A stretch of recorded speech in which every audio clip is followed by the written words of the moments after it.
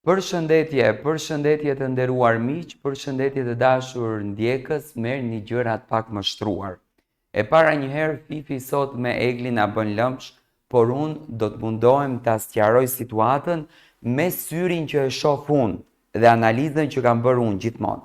Tani, unë do të shfaq dy fotografi, por para se të shfaq këto fotografit, do ta shpjegojmë punën e videos të këngës.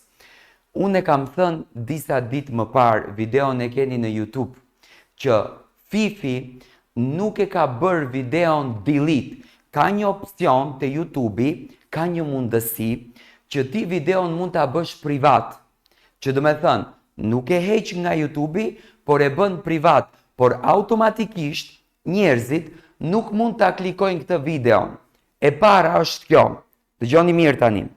E dyta, do me thënë, në momentin që Fifi dhe Egli apo menaxherët e tyre kanë pasur problemin për menaxhimin, për situatën e parave, është problem përfitimesh, problem lekësh në këtë pjesë, sepse Egli dhe Fifi premtuan që do t'jenë këngë të ndara në 2 kanale YouTube-i, por në fund ato e nxorën në një kanal YouTube-i që komplet kënga i shkoi te Fifi dhe Egli në këtë rast, do me thënë, nuk mori pare, sepse Egli nuk ka qasje në kanal të Fifi, Egli kërkoi ti pare.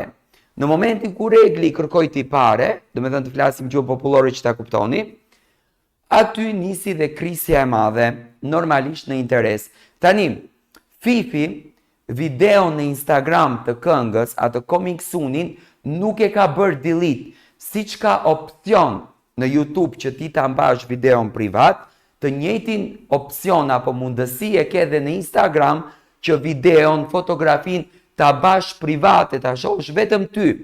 Dhe në momentin kur Fifi e nxori para 3 ditësh këngën, e ka pas bot tag Egli në Instagram, është tag i vjetër ajo.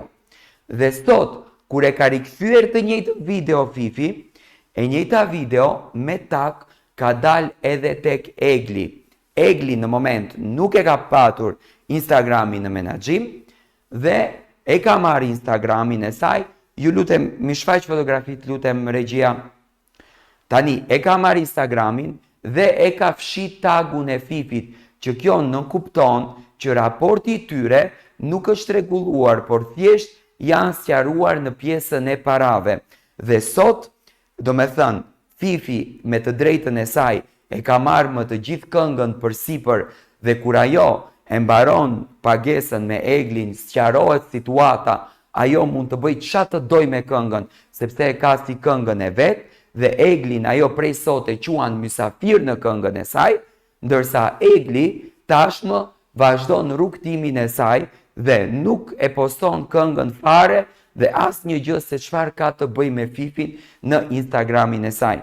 Do me thënë, menaxherët apo përfaqësuesit e Eglit i kanë marrë ato lekë që është dashur dhe tashi Egli vazhdon rrugtimin e saj dhe Fifi me të drejtën e plot e nxjerrën këngën në Instagram, sepse dhe Fifi ka interes të madh nga kjo këngë, sepse fiton nga klikimet, duke ditur që Egli është në një super fam momentalisht në artin e saj.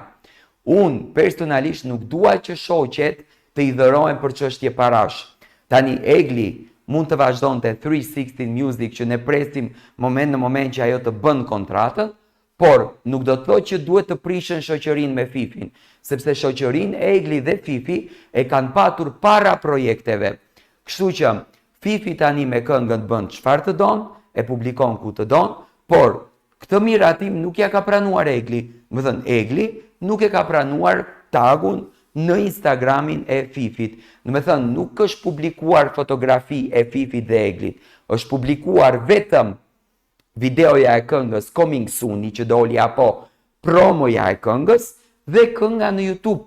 Kjo është publikuar, asnjë gjë tjetër në raport me Fifin edhe me Eglin. Në me thënë, gjërat siç duket kanë përfunduar në raport me vajzat dhe Egli tashmë do të vazhdon rrugtimin e saj.